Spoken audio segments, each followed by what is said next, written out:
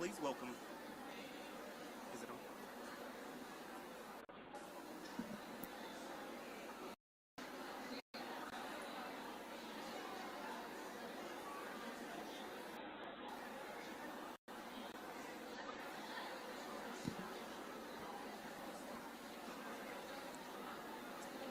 Test, test.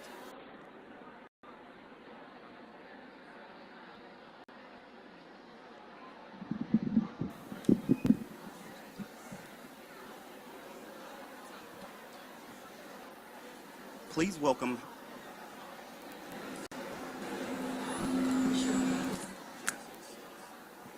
Please welcome parent and Brevard School Board member Jenkins.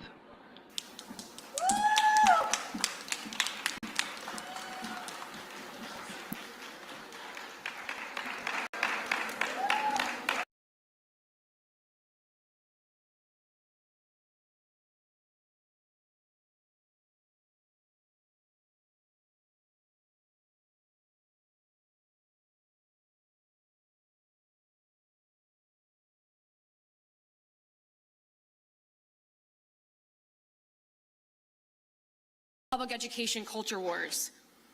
When our extremist leader had me removed from a press conference without saying a word, when protesters showed up at my home, when they threatened me and my family and my 5-year-old daughter, I realized public education was the battleground Republicans were choosing to wage a war on democracy. And when I'm asked why I continue to fight, I think of my daughter, and I remind myself that if I don't, we will have her growing up in a system that whitewashes history and diminishes the contributions of African Americans in our curriculum. A system that seeks to erase the LGBTQ community from our student bodies, our faculty, and our libraries. A system that bans access to bathrooms before the weapons that murder our children in their classrooms.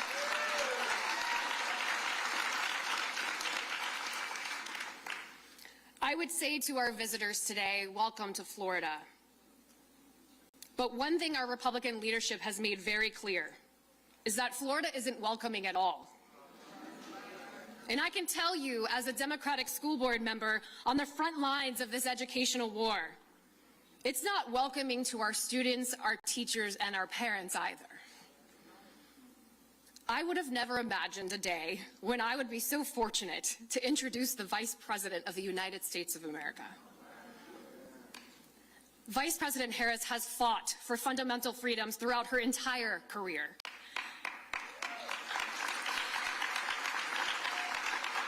From her days as a district attorney of San Francisco, the Attorney General of California, and as a United States Senator. Vice President Harris is a fierce advocate for all families. She believes in the importance of teaching America's full history when we educate the young leaders of tomorrow, as we fight for a more perfect union. They may want to rewrite our history. They may want to make us relive the darkest parts of that history.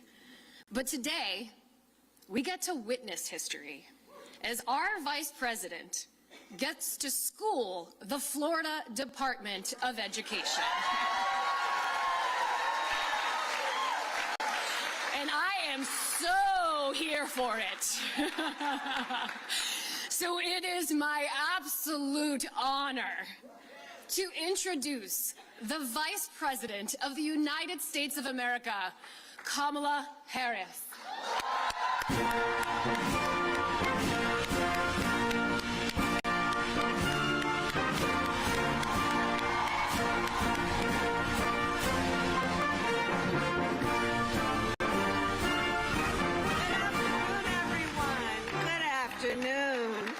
Good afternoon.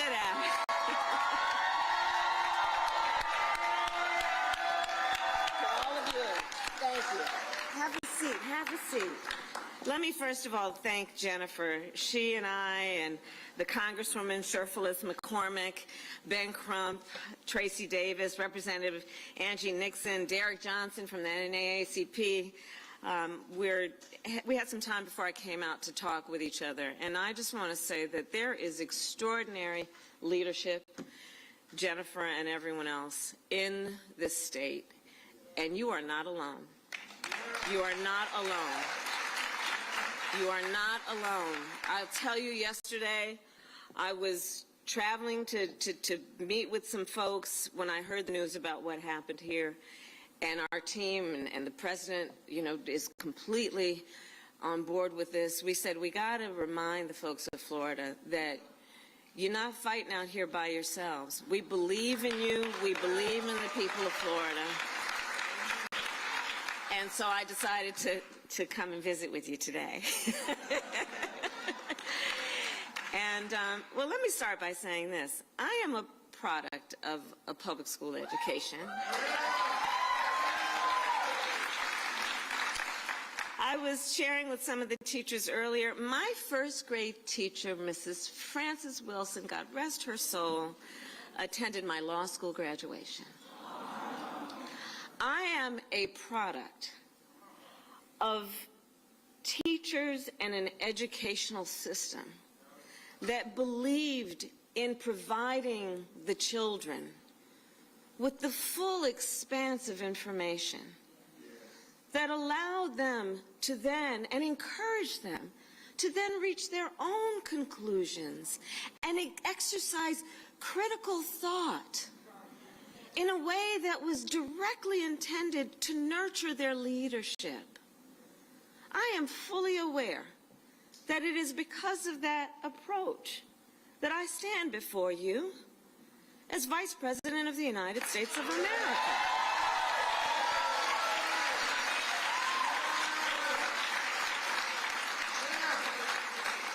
So when I think about where we are today and who we are as a community of people, within the beauty of the diversity that I see in front of me, I know that there are many things we share in common.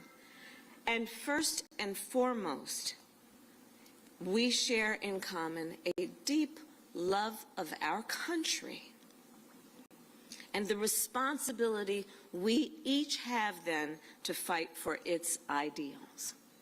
That is so critically important on the subject then that gathers us here today. Because you see, when we think about it, part of true patriotism means fighting for a nation that will be better for each generation to come. Right? Believing that our nation is worth the investment in fighting for the children of America, that we will provide them with the information they need to go into the world and lead. I will tell you, as Vice President of the United States, I have now met with over 100 world leaders, presidents, prime ministers, chancellors, and kings.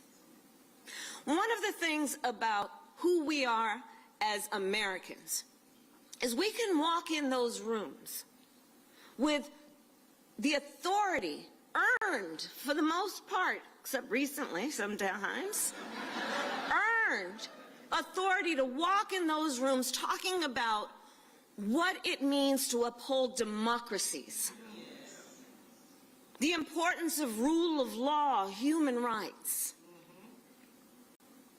And when we walk in those rooms, we do it proud of the fact that we have been held up and held out as a role model.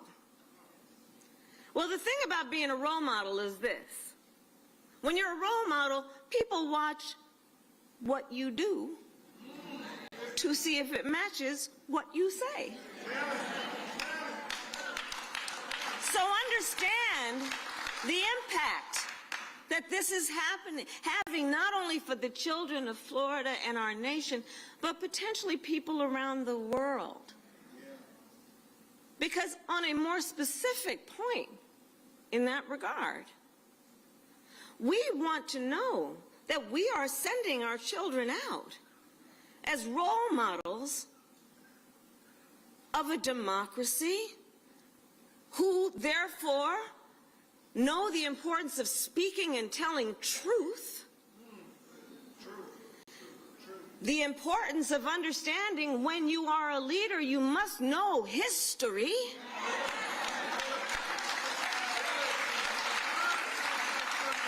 And by the way, be really clear.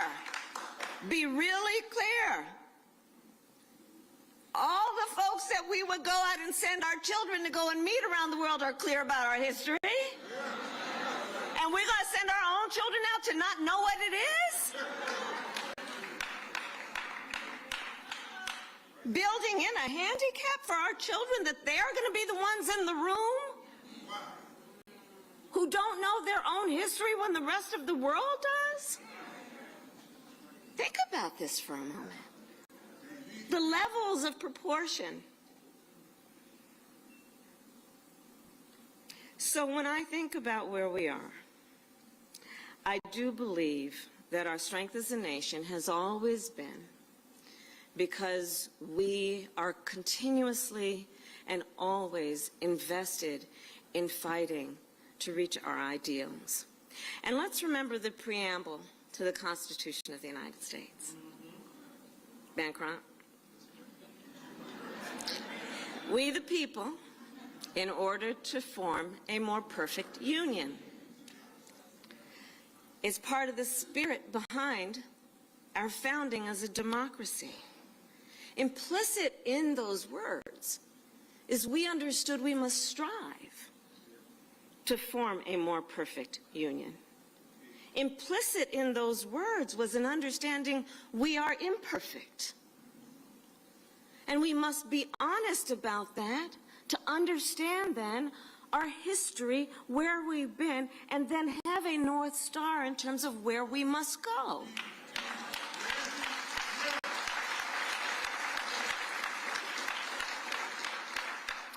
So when I think about what is happening then here in Florida, I am deeply concerned.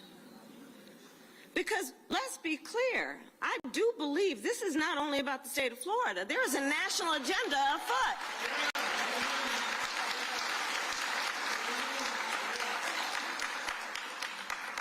And what is happening here in Florida? Extremists, so-called leaders, for months have dared to ban books. Book bans in this year of our Lord 2023.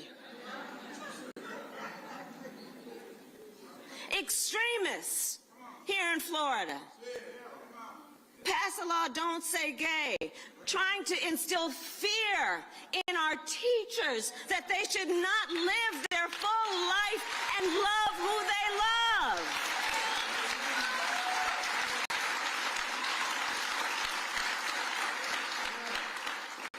And now, on top of all of that, they want to replace history with lies. Middle school students in Florida to be told that enslaved people benefited from slavery. High schoolers may be taught that victims of violence, of massacres, were also perpetrators. I said it yesterday. They insult us in an attempt to gaslight us, and we will not have it. And we will not have it. And you know, as parents, we teach our children to tell the truth. It's one of the first things we teach our children. Love and honor their parents, their God, and tell the truth. We teach our children not only to tell the truth, but to seek knowledge and truth. It's part of what we know is about putting them on the road for them to grow and develop for the sake of our mutual well-being and prosperity. These are the things we tell them. Well, I think we should model what we say. These extremist so-called leaders should model what we know to be the correct and right approach if we really are invested in the well-being of our children. Instead, they dare to push propaganda to our children. This is the United States of America. We're not supposed to do that.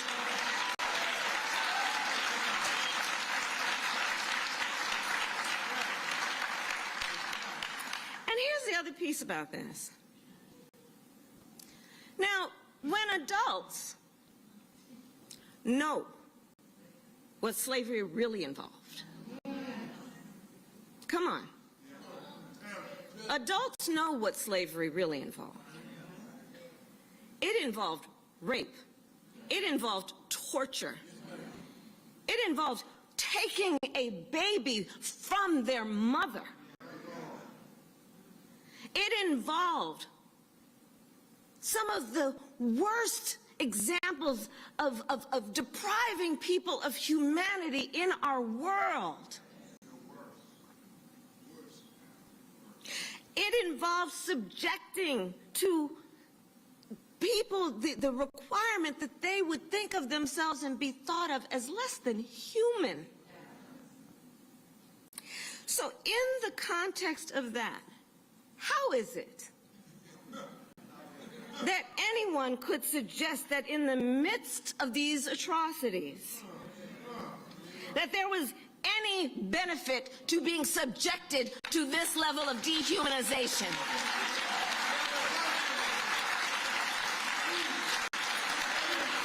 In the midst of these atrocities, that there was some benefit.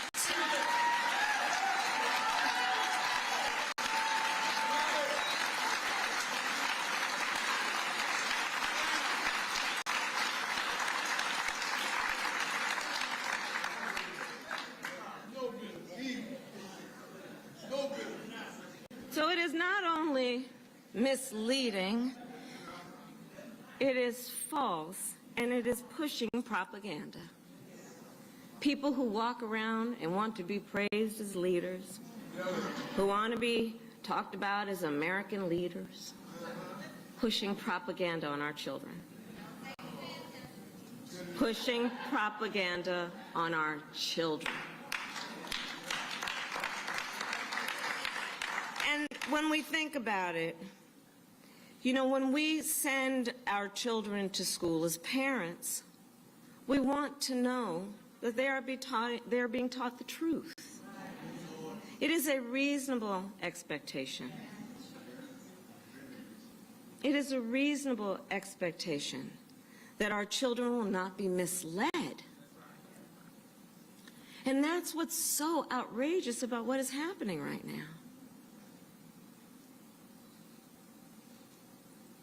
An abject and purposeful and intentional policy to mislead our children. And so, let us be clear, teachers want to teach the truth. Teachers want to teach facts. And teachers dedicate themselves to some of the most noble work any human being could take on, to teach other people's children for the sake of the future of our nation. And so they should not then be told by politicians that they should be teaching revisionist history in order to keep their jobs. What is going on? Are teachers who fear that if they teach the truth, they may lose their job? As it is, we don't pay them enough.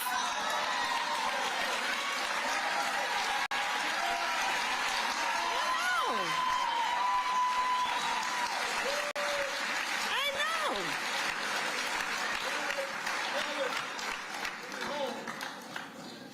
And these are the people, these extremist so-called leaders, who all the while are also the ones suggesting that teachers strap on a gun in the classroom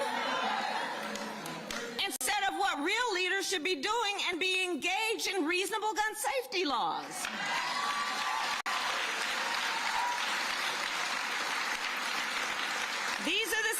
extremist leaders, so-called leaders, who make teachers fear losing their job for having a photograph of their spouse on their desk. But let's be clear. On this issue, this is not the first time in history that we've come across this kind of approach. This is not the first time that there are powerful forces that have attempted to distort history for the sake of political ends. Think about in the past how we have seen attempts to minimize and even deny the Holocaust. Think about those who tried to rewrite the history of the Japanese internment camps, erase our nation's dark and sordid history and how we have treated the native people, and in particular through educational systems.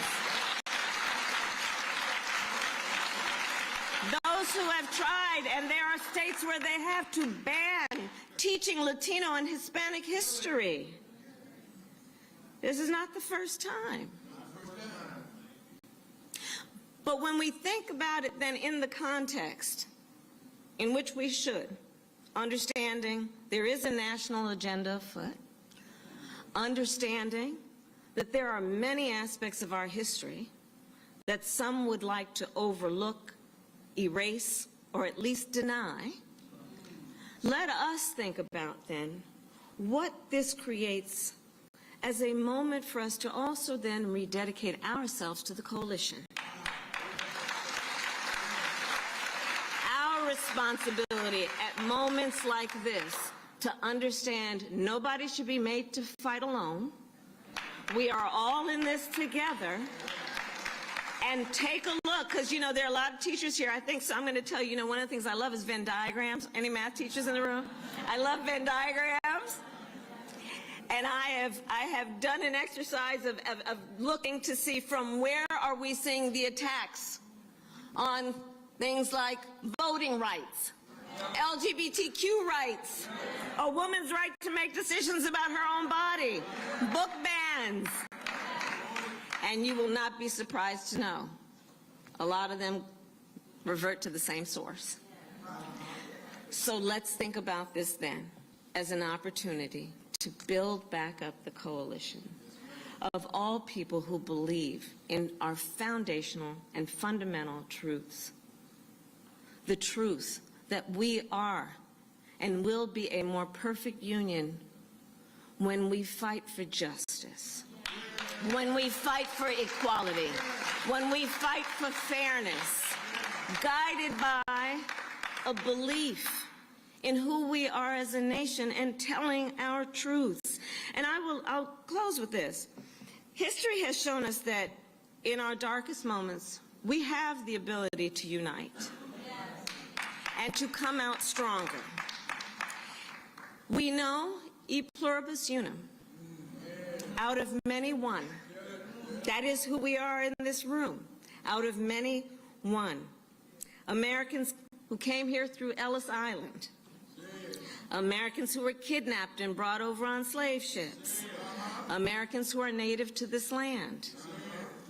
Our history as a nation is born out of tragedy and triumph. That's who we are. Part of that is what gives us our grit.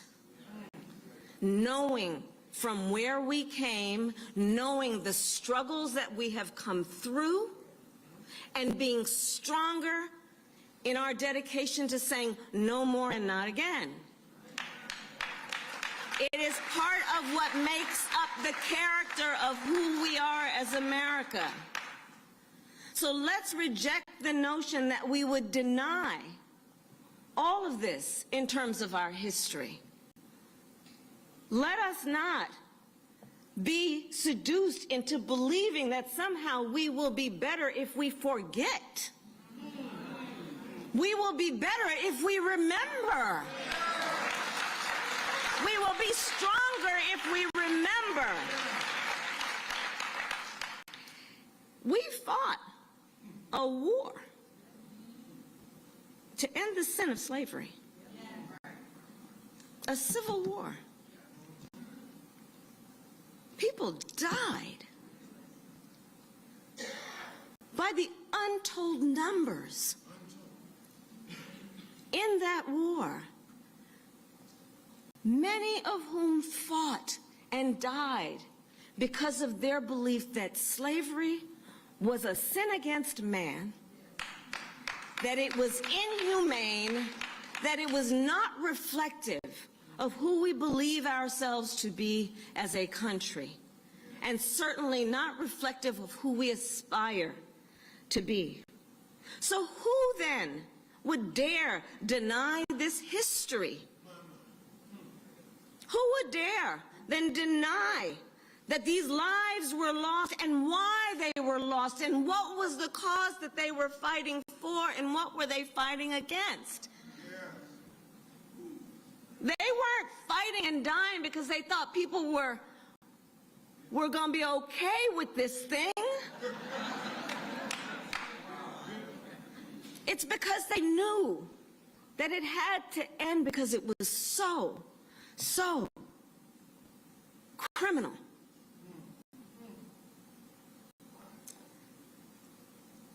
So we know the history, and let us not let these politicians who are trying to divide our country win.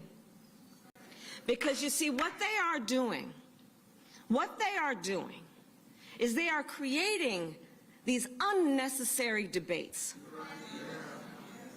This is unnecessary to debate whether enslaved people benefited from slavery. Are you kidding me? Are we supposed to debate that? Let us not be distracted by what they're trying to do, which is to create unnecessary debates to divide our country. Let's not fall in that trap. We will stand united as a country. We know our collective history. It is our shared history. We are all in this together. We know that we rise or fall together as a nation. And we will not allow them to suggest anything other than what we know. The vast majority of us have so much more in common than what separates us. And so let us stand always for what we know is right. Let us fight for what is right. And when we fight, we win. God bless you, and God bless the United States of America. Thank you.